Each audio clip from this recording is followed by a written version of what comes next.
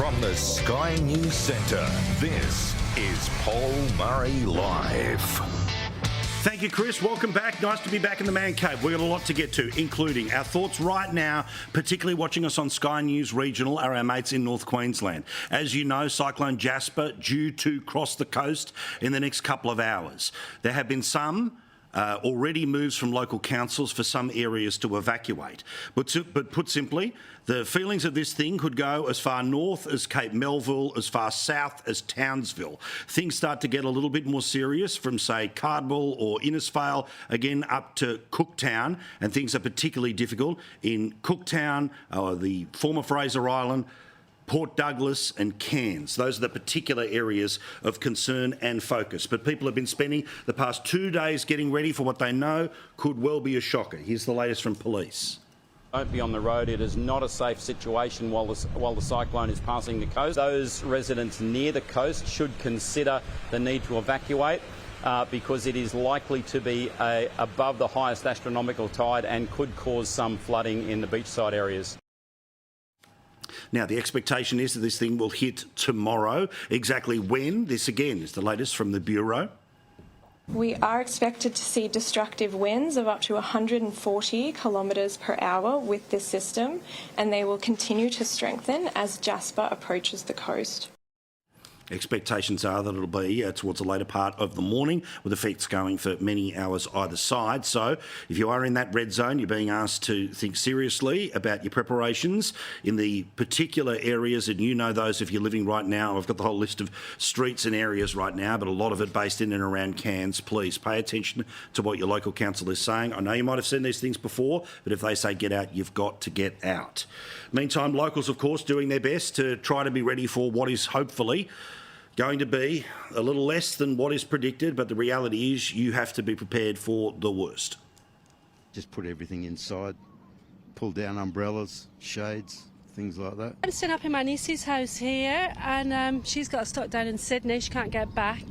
So my partner and I are with her husband, so he's busy getting everything prepared. We've got a lot of food in, and we're just going to see what happens, really. We only came here yesterday afternoon. We dumped the camper van back and we kind of just walked into it, really, so fingers crossed it passed through.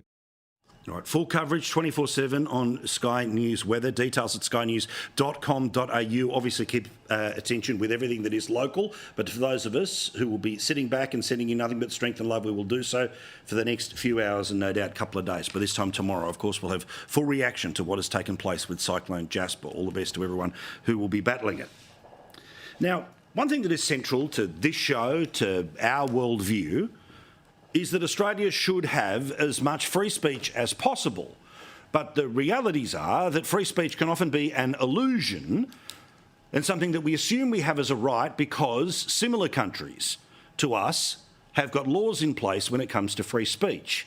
But the reality is that Australia does not have a right to free speech, a point that was made by the Law Society of New South Wales in this helpful YouTube video. Do we have a right to free speech in Australia? The simple answer is no. And what are the sorts of things that affect free speech in Australia? There are also a number of laws that prohibit some types of speech and could be seen as interfering with free speech. These include criminal laws, secrecy laws, contempt laws, anti-discrimination laws, media and telecommunication laws, information laws, intellectual property laws. Anti-discrimination laws do protect people from discrimination, but they also restrict free speech. I'm sure she's thrilled that I'm using her as an example on this program. But the reality is that one thing that has absolutely exploded since many of the laws that have been put in place around things like traditional media has, of course, been social media. Now, social media for the past 10 years or so, of course, has grown and grown and grown. And politicians think that it is a great thing for them because they are able to get around the gatekeepers of traditional radio, television and newspapers, think, say, Dan Andrews. And for some politicians, including the Assistant Treasurer of Australia, they think it's a great opportunity to speak to voters like children. It's often said that big is beautiful. And there's lots of examples where it's true. The big merino, the big prawn, a big banana. But when it comes to companies, too big can be a bit of a problem. Okay.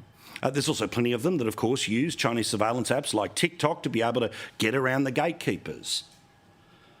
But the reality is that in the same way that government can speak to you and go around the gatekeepers, there are people who also fight back against the government using the very same technologies, from the Chinese surveillance app to Instagram, Facebook and the rest. And as we know, when the government doesn't like how you use the internet, it comes after you hard.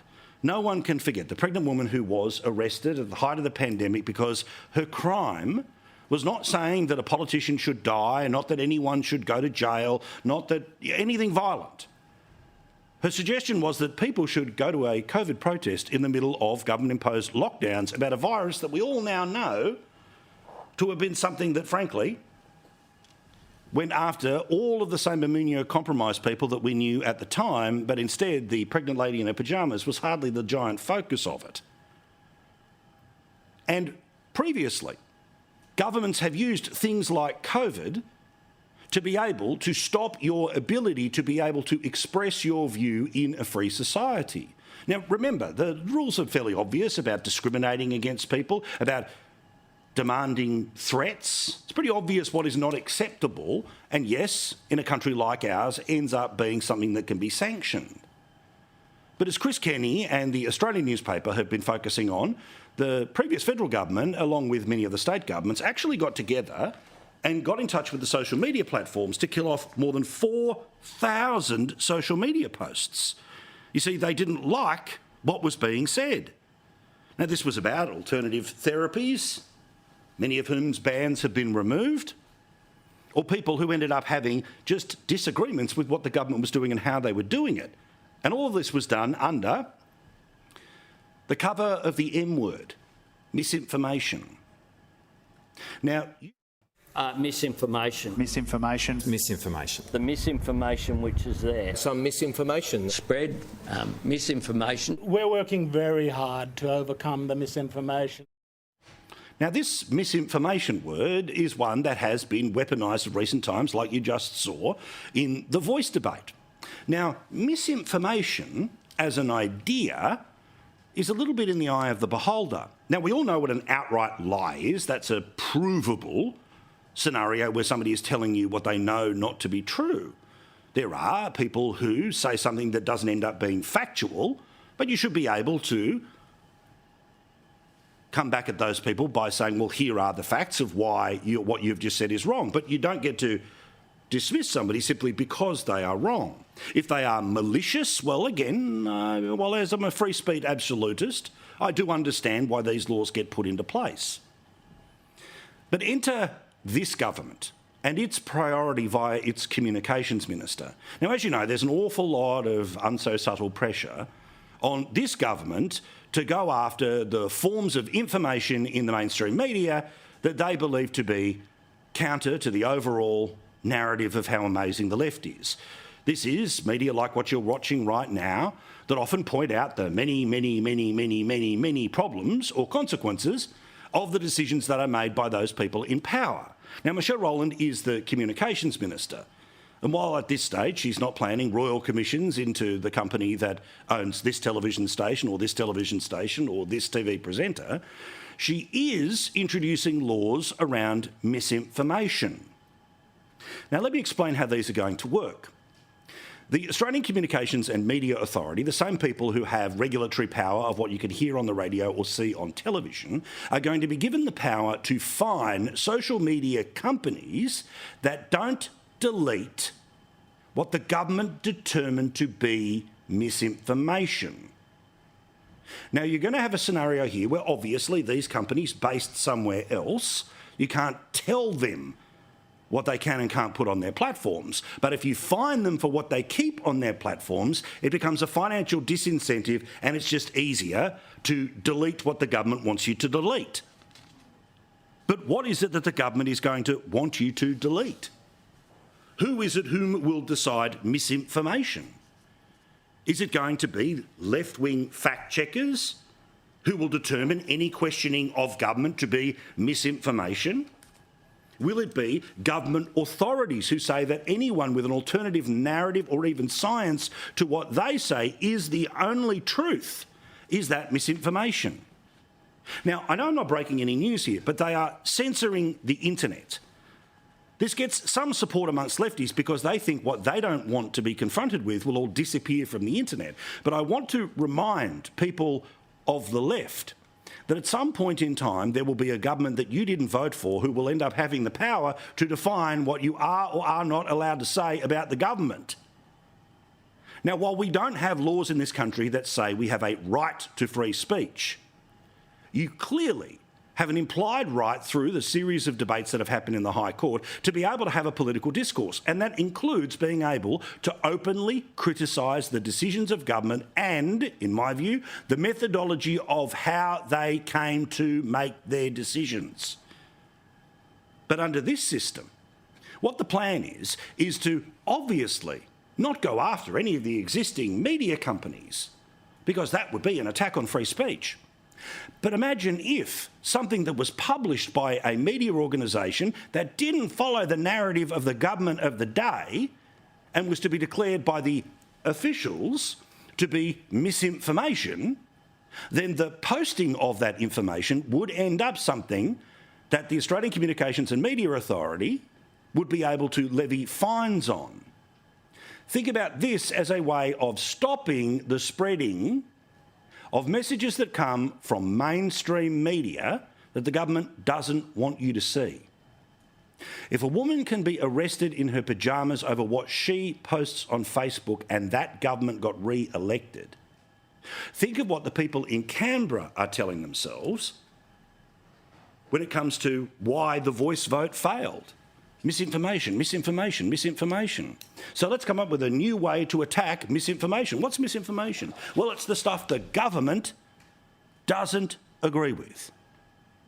Now, interestingly, of course, as I've explained all of this, we are starting to now see some details about how this new law will work. And you see, if you want to complain about something that you see and don't like or you think is factually incorrect about television or radio, you, the viewer or the listener, are able to put a complaint in, first with the organisation and then on to the Australian Communications Media Authority. They will then turn around and decide whether or not either sanctions or more training or something has to happen if the example being suggested is particularly egregious. That's the system that currently works. But as it currently works, the minister from the government doesn't actually have a say in that process. But when it comes to potentially censoring the internet, guess who's going to have the right to point and shoot the message off to the people who will do the government's bidding? Remember, this is a body that, of course, is appointed by the government, so see how the circle starts to work?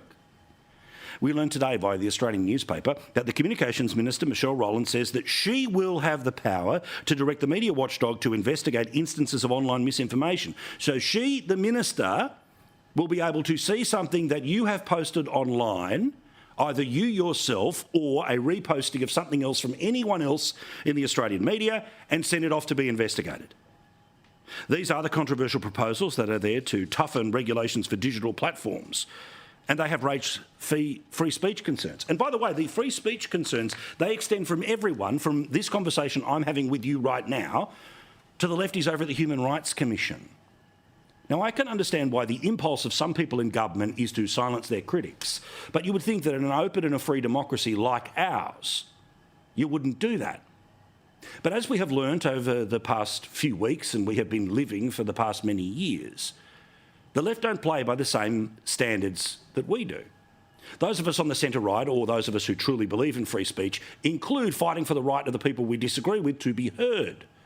People on the left believe that the people who they don't want to hear should be cancelled, that the media that they don't engage with should simply not exist. And while that might be fine to live in a digital bubble like that, to actually live in a world where you try to limit what your fellow Australian can see, read or share should become a problem. But this legislation, of course, which was supposed to go through this year, has been shelved till next year. And I don't call it misinformation laws. It is censoring the internet. For the bill to go through the Parliament, of course, it'll pass the lower house because the government has the numbers. But then remember, it has a pretty easy path through the upper house as well. Unless, of course, David Pocock decides to find a spine and say, well, even if I disagree with what's out there, the government, and certainly a minister, should not have that power alone to send something off on the internet that they don't like to be investigated.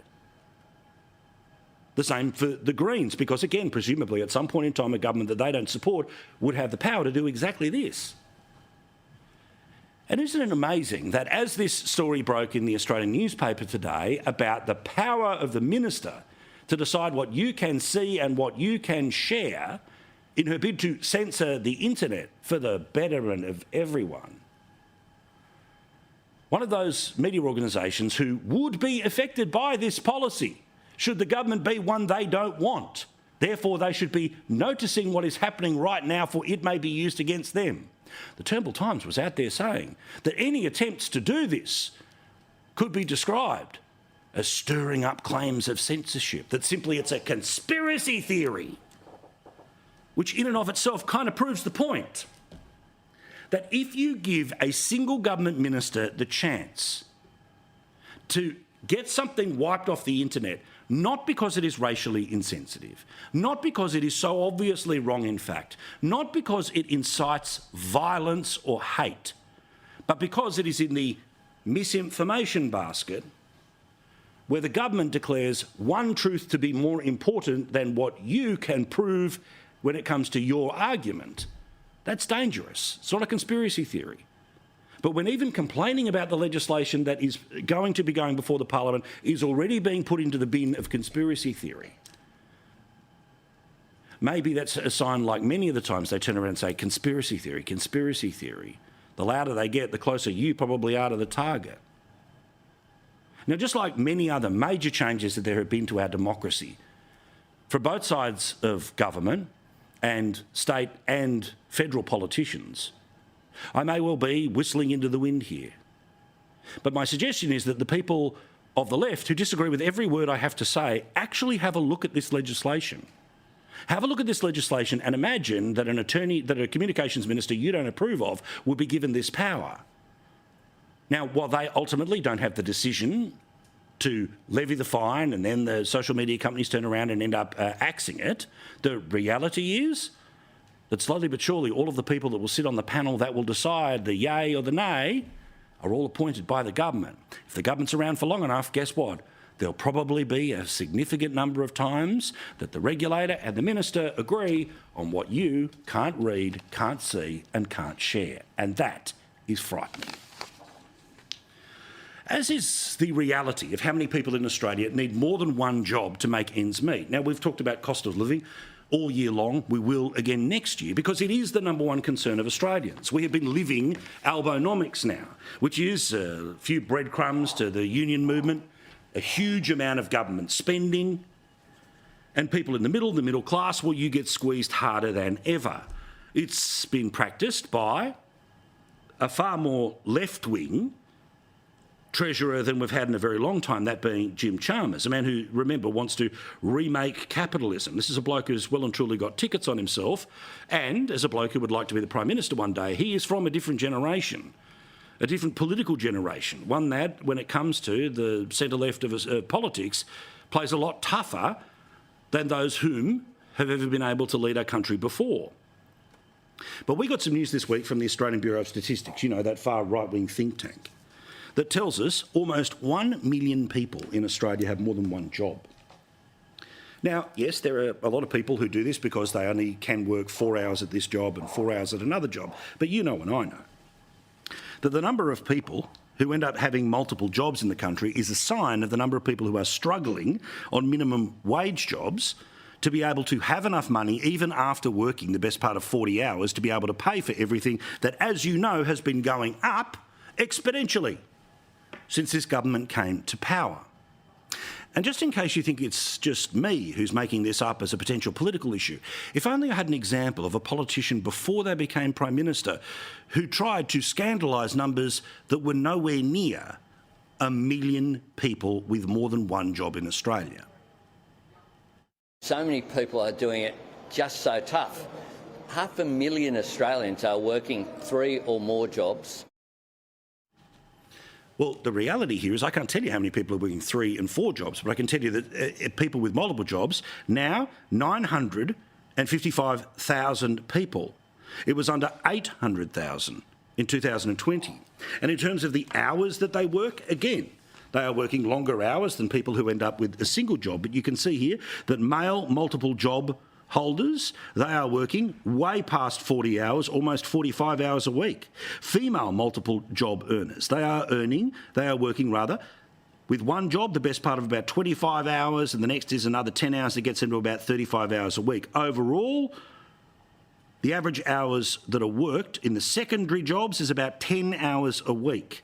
But overall, the best part of 40 hours is put together by not one but 2 jobs. Now, of course, the reality is that people need to do that because paying off their house is more expensive, the fuel is more expensive, everything to do with the kids or the grandkids is more expensive. And the reality is that if you are in a certain series of jobs that don't pay a lot, you have to have more than one job to be able to find a way to pay for everything.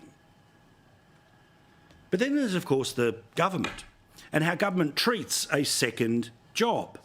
Now, remember, your tax-free threshold of up to $18,000, well, it applies to only one of the jobs that you have. The other one, of course, you turn around and you end up getting taxed on, which means that people who are working 2 jobs to make ends meet are ending up paying some taxation that they probably don't need to. And we all know that Kerry Packer put it best about why we all go to our local accountant and try to push down our tax bill each and every year. Now, of course I am minimising my tax, and if anybody in this country doesn't minimise their tax, they want their heads read. Because as a government, I can tell you, you're not spending it that well that we should be donating extra. Can you believe that? That's the best, 32 years ago? And it's just as correct 32 years later in 2023, back in 1991 is when he made those famous statements. Meantime, interesting thing about the tax office that I have to mention here.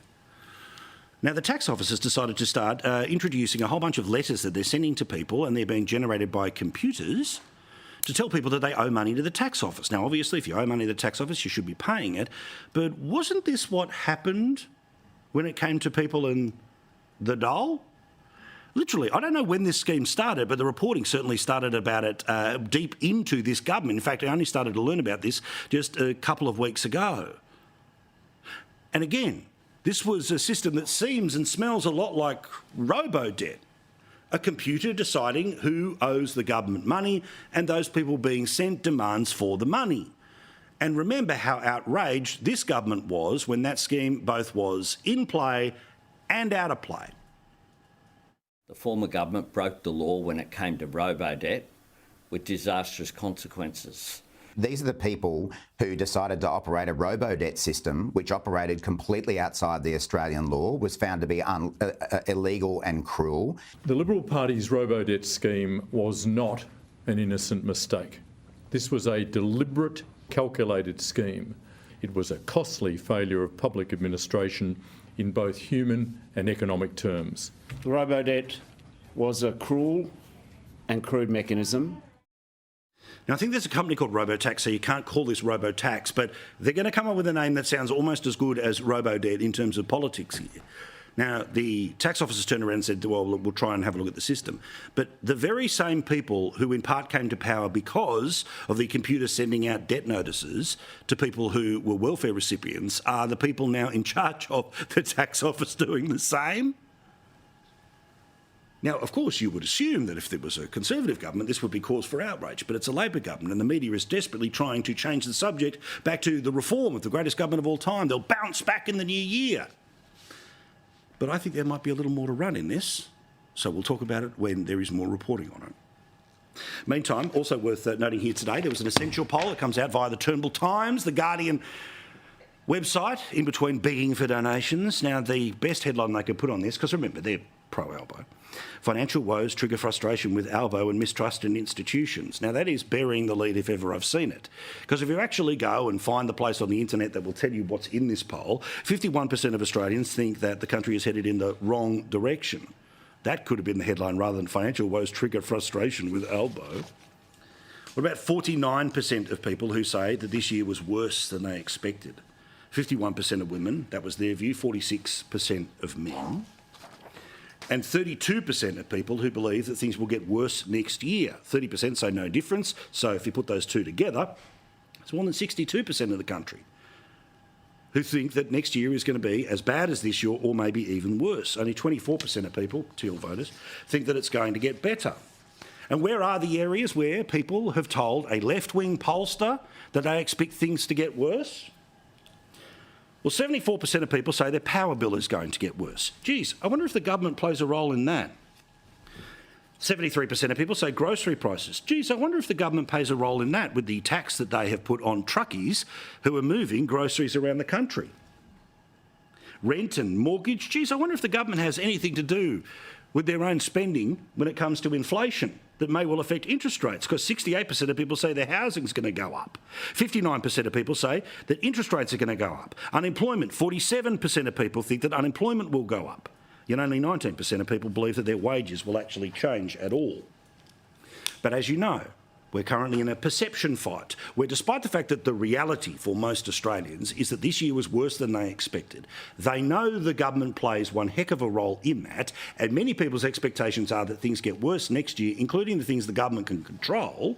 The government is trying to do its Jedi mind trick. We are in control of the economy. We are doing something about cost of living. But as you know, they're not really, which produces weird headlines like this, where I've got to say I've read this about 3 times today. 10 billion more in spending cuts, which are aimed at the inflation fight. Now, most people only read the headlines, so they'll turn around and go, oh, good, Albo's doing something about inflation. But then you can just read the first paragraph of the story and you can realise there's a big asterisk here. Almost $10 billion in federal spending will either be cut or pumped into other priorities. So $10 billion. So imagine if they only cut $1 billion overall, but they move $9 billion somewhere else. But they're trying to claim credit for $10 billion worth of cuts. That's not what's happening.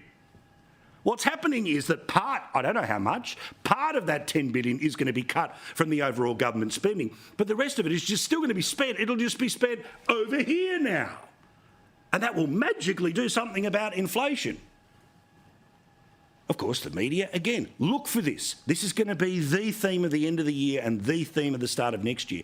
Everyone in that Canberra press gallery who never wanted to print a bad story about Albo, the ones who aren't telling you about the censoring of the damn internet in a free speech country, are the people who will try to tell you that down is up and up is down about this government at the end of the year and why they've turned things around next year. Remember, it's not what they say, it's what they do. And everything this government has done has made your life harder, more difficult. Oh, yeah, and by the way, you know how Jim Chalmers used to say that the reason that everything was so high was because of the war in Ukraine? We've got an inflation problem in our economy because we've got a war in Ukraine. The Russian invasion of Ukraine, as well as supply chain shortages, has had an impact on global inflation. We've got an inflation problem in our economy because Vladimir Putin invaded Ukraine. Russian invasion of Ukraine and the implications of that are reverberating around the world with global inflation. And then they turned around and said that it was all to do with the war between Israel and Hamas. Don't be on the road. It is not a safe situation while the cyclone is passing the coast. Those residents near the coast should consider the need to evacuate because it is likely to be above the highest astronomical. Well, of course, they're now turning around and blaming the war in Israel and Gaza, not Cyclone Jasper, my apologies. Well, now, guess who the latest one that they are blaming? Fire ants. Yeah, they say fire ants are part of the reason why the government's not able to actually do anything in terms of cutting its own spending or just moving money around, but still spending the majority of that $10 billion. Apparently, the Treasurer and the Finance Minister will reveal on Wednesday in the mid-year budget update that despite trying to reduce expenditure, the government will have to spend more money in areas of ranging from controlling an outbreak of fire ants to the removal of a decrepit oil production vessel in the Timor Sea. I say all of this because here they are. They keep having a go. They keep having a whack. They'll blame anyone. No responsibility. They'll be about as transparent as a brick and sometimes be about as sensible. And either way, you have to pay for it. Quick break. Back with more here on Paul Murray Live. In a moment's time, we're going to have a chat about Jacinta Price appearing on the radio today, firing up good and hard in defence of Australia Day.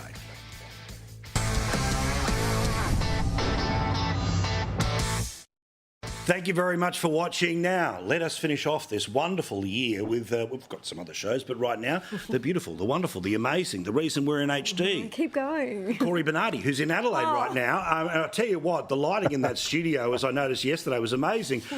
And Caroline Marcus is here again. Hello, darling. Corey does look beautiful. Yeah, he does, doesn't he? By the way, Corey, I'm going to say it, right? You have for years told me don't tell anyone about Coffin Bay.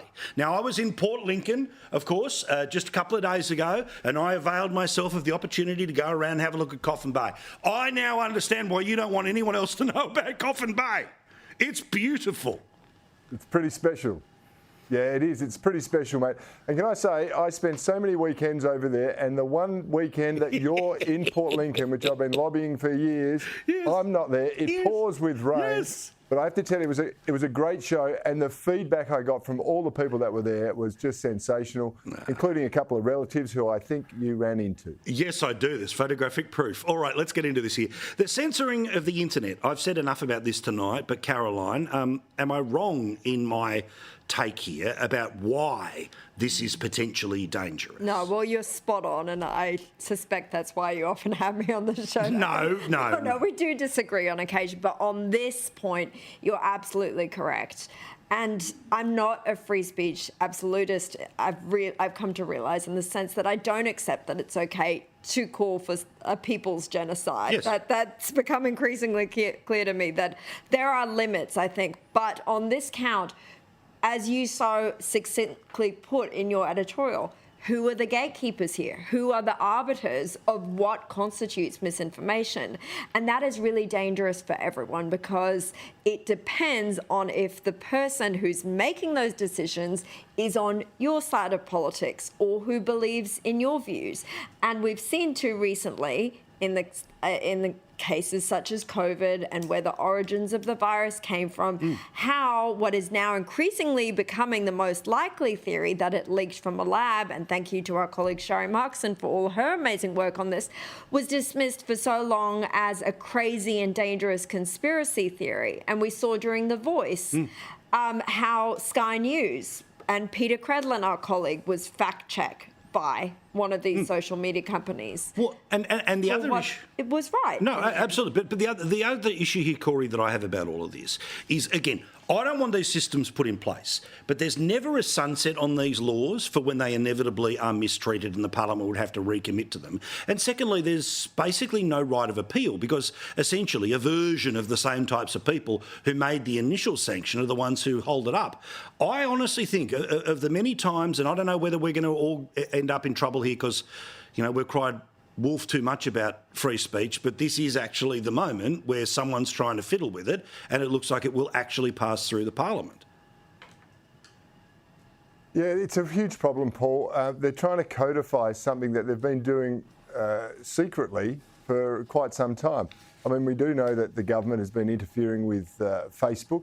They tried to suppress information during the COVID scandal, and much of the information they tried to suppress was actually factually correct. So it comes back to what Caroline said. Who's policing the police here? Who is going to be monitoring this for egregious breaches? Because what we've learned is we can't trust government and you can't trust the bureaucrats. You can't trust the authorities that have typically been there to look after us. And you can't trust much of the media. I mean, we've learned that ourselves. There was just a blackout in so many areas, and the only place you'd get dissenting opinion from the zeitgeist was on Sky. And of course, what happened there? They label it Sky After Dark and full of conspiracy theories. Well, they're not theories, they're all true. That's the problem now. Well, and this is it. And I mean, we know how it works, right? And as soon as you start saying things like World Economic Forum, World Health Organization, people say, oh, there they are, kooky people talking about kooky ideas. Well, the reality is, again, that the ruling of something like the World Health Organization then gets cited by the fact checker, who turns around and uses that as the impetus to say that something that was said on television is misinformation, which then the government uses as a way of turning around and saying, if you repeat what those challenges to that claim is, then there's a financial disincentive for the social media companies to keep it up. Watch the way this is going to work. Because honestly, I appeal to people who can't stand a word I have to say, but please hear these ones. These things can be and will be used against you if a government has the power to do it at some point. Which brings us to Victoria, and as most people have been discussing all night, how the Victorian government treated its own citizens while trying to work out the Goldilocks approach to just how much punishment would the Victorian people take when it comes to COVID restrictions. Now, put simply, it turned around and they divided the entire state into 5 major groups. Strongly support and try, don't need restrictions, trust own judgment, or restrictions are illegitimate. Obviously, the strongly support people, well, they trusted that the authorities were on their side and everything was okay. However, some people turned around and who are support, try and follow. They trust the authorities were in the best interests of the community. They don't want to catch COVID, so that's why they went along with things. The people who said we don't need restrictions anymore was anyone who wants to be vaccinated, could be vaccinated, but we don't need the restrictions anymore. And they weren't concerned about catching COVID. The people who were in the time talking about their own judgment, they didn't think that things were to do with common sense. Then that last group were believing that the government is the enemy. Now, again, when you have multi-million dollar, multifaceted ways of double-checking where the Goldilocks is on the politics, surprise, surprise, the government gets it right, and then they turn around and say what Andrew said, which was, what is it? Haters are going to hate and everyone else votes Labor. But again, this is what government is doing to people, and we have the receipts. I think as someone who grew up reading a lot of women's magazines and girls' magazines, Cosmopolitan, Dolly, this is very much straight out of a Dolly quiz. What kind of Melbourne lockdown inmate are you? Are you A, fully compliant, part of the Dan Andrews fan club? Are you B, only semi-compliant, willing to let the mask slip every now and then? How much do you stand with Dan? Take our quiz. Exactly. Yeah. Or, which I think they'd probably chuck a lot of us in category C. Are you the cuckoo conspiracy theorist who has some skepticisms about whether these lockdowns are actually, the right thing to do? And ultimately, a lot of people who raised concerns about whether these lockdowns had the scientific basis were proved correct, or at least echoed by a lot of increasingly medical and science experts, including the former Deputy Chief Medical Officer, who said that these lockdowns didn't have a basis in modelling and science. Correct. But, Corey, there are words to this very day that if you say them on this air, do not say them on this air, because I enjoy what I do here, about treatment. You know what happens, right? Sky starts to fall in, walls start to shake, even though things have moved on from that time. But the regulatory environment, the fear in part that has been created inside organisations to challenge any of this, in part was put together by the people the state health authorities, who just said, no, we can't be challenged. But I want to ask the broader question here. I want to take it up to 50,000 feet view here. Why are most people okay with this? Okay.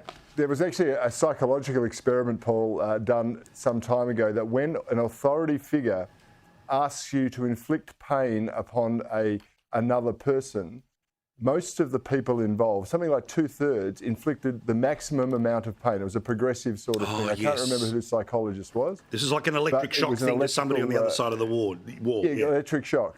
Yeah, and someone on the other side of the wall was actually acting, so no one was hurt.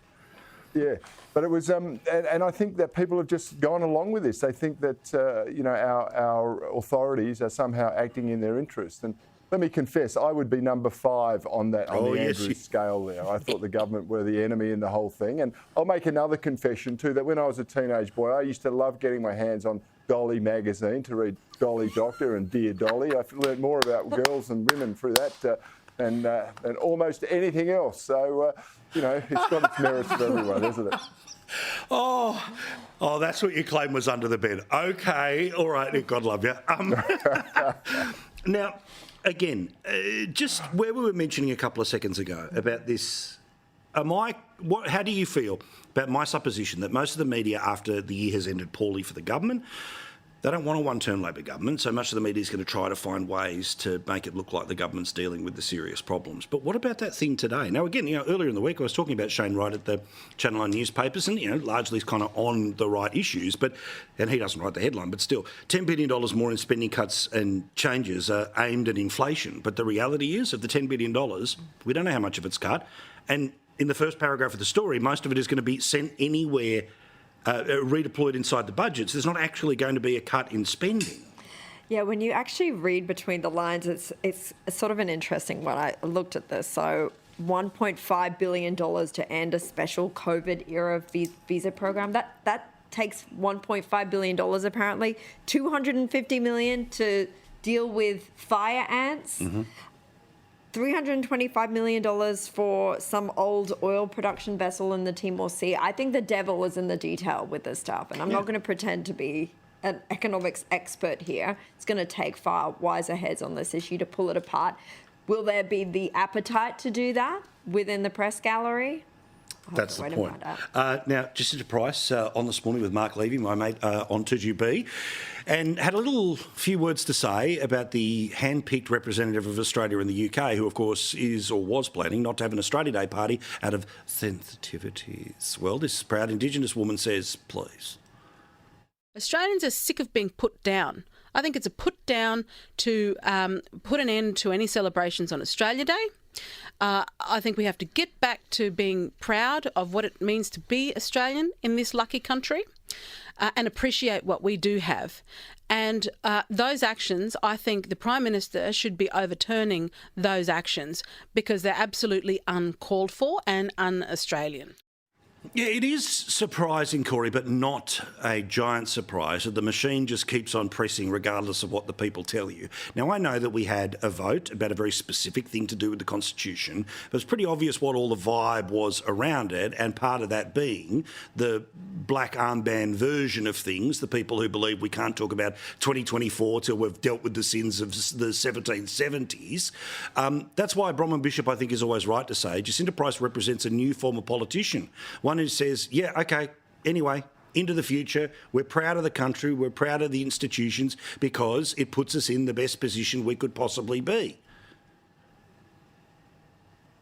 Yeah, I think the Senator's actually spot on here, that people want to look forward. I know that there's a lot of the lefties are so caught up on trying to manufacture an ongoing problem because that's how their industries are created and developed and sustained. They've got to continue to try and attack what's good about this country and claim it's bad. But what I found bizarre about this, Paul, was the fact that they've now backtracked the government and said, it's about cost issues. Oh, rubbish. And yet apparently it's made a profit every single year. Yes. So instead of $55,000 of cost, it actually makes a profit, which they then use to fund charities. This is an ideological experiment. It is absolutely trying to go under the radar. Albo and his mob have been caught, and I think they need to backtrack on this and reverse the decision straight away. All right, you're both TV people. Give me the 15-second version of a prediction for next year, Caroline. What's definitely happening next year? Oh, gosh. Now you've put me on the spot. I was going to say something much more serious about Israel is going to win the war in Gaza. It's not going to be pretty, but I think we've seen the ugliest parts of it yet. Mm-hmm. But it's going to go on for a long time. What's going to happen in that region? There's going to be a lot more ugliness here unless the government can have some moral clarity. Happy Hanukkah. Merry Christmas. Thank you. Corey, quickly, mate. Okay, if there is a US presidential election next year, it will be unconventional and it will be the most crooked election in the history of the United States. Merry Christmas. Yeah, thank you. Thank you. Now I'm in the damn lawyer's office tomorrow. Thank you very much, Corey. I love you, man. More than words. Merry Christmas to you and your family. All right, quick break. Back with more.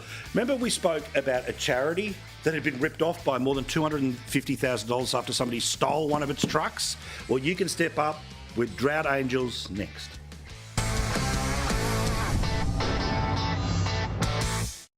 Drought Angels is one of many wonderful charities who do not get much, if any, support from government. It all comes from donations, and these are people who want to make sure that people in regional Australia can have a good Christmas. Now, they came to our attention many times during the drought, but certainly in the past couple of weeks, because a truck that had $250,000 worth of donations was stolen from them. Tasha Johnson joins us now, one of the Drought Angels. Lovely to see you. So, this truck, what was in it, mate? Hey Paul, thank you so much for having me. The truck actually had donated furniture and goods for our charity shop and for some of our farmers and the fire victims at Tara. So the truck, everything that was stolen, including the truck, was about $250,000. So the goods that were coming to us was probably tens of thousands of dollars worth of products that were stolen, but it was also the hours that our volunteer had spent driving around Brisbane picking up all the donated goods that ended up half of them being destroyed. They found the truck in a very bad way, and some of the products were stolen and most of them were destroyed. Oh, seriously, no point. Just an example of stupid crime that happens, but it actually affects real people. Tell me about what Drought Angels is doing this Christmas and about the types of people that you are helping this Christmas. So we support our farmers all over Australia. So any primary producer, as long as they produce food that puts food on our table, we're here to support them. We're supporting them with financial assistance. This Christmas, we send them prepaid visas so that they can go and buy something special for Christmas lunch. And we're also sending out gifts to the families. We'll send out a present for mum and dad for the kids to put under the Christmas tree, and then we'll send out Christmas presents for the kids so that mum and dad can wrap them and put them under the tree from Santa or from themselves. How many people do you think you'll end up helping here? Because as you were just mentioning, the Tara fires, no doubt there are issues from 6 months ago, 3 years ago. How many people do you end up helping? Well, since we started 10 years ago, we've helped over 5,000 families across Australia that are impacted by fire, flood, drought, mice plagues, pandemics, you name it. We've been supporting our farmers. So, yeah, so over 5,000 in the last 10 years. All right, now give us an idea. Obviously tonight people are in a position to be able to jump onto a website. I'll promote that as hard as we can. But as much or as little as people can give, tell them where it's going to go. It's going to go to supporting our farmers all across Australia. It'll go towards helping them with financial assistance, mental wellbeing. We have angels that are on the phone that ring our farmers, check in on them. Sometimes our farmers just want someone to talk to. So, you know, it'll go towards helping them to be able to talk to our farmers, but predominantly this Christmas it's going towards putting food on their tables to help give them a much more pleasant and special Christmas. Just to remind them that, you know, they're the people that put the food on our tables and we're not here without them. Good on you, Tasha. Sorry for interrupting. You're 100% correct. I just want everyone to see. Donate droughtangels.com.au. Donate droughtangels.org.au, OK? Tara, all the best to you, everyone involved. Merry Christmas. Thank you for what you do. What a lovely lady. Tasha Johnson there with Drought Angels. Again, donate.droughtangels.org.au. I know I've asked you for a lot of money, a lot of different causes this year. If you've got some, this is the one before we're done this year. More in a sec. A little bit of a proof that the Labor Party might have a women's problem. As you know, the longest-serving female premier in Australian history is Anastasia Palaszczuk. She's being replaced by not one but two blokes. Of course, in Stephen Miles, Cameron Dick, her current deputy and treasurer. Also, quite a few people noticed today that while the Australian flag was technically there when all of this was being announced today, it was kind of framed out of all of the shots, and the most important flags were, of course, the Queensland flag and the Aboriginal flag that ended up being there. Now, I, like most, and like all good and decent people, can't stand this bloke, but I'm going to tell you this. This bloke is going to be difficult to defeat for the LNP. Why? Because he is going to play every day like it's state of origin. Us versus the world, all day, every day. And I really hope it doesn't work. For the people of Queensland, may it not work. Here's the late debate.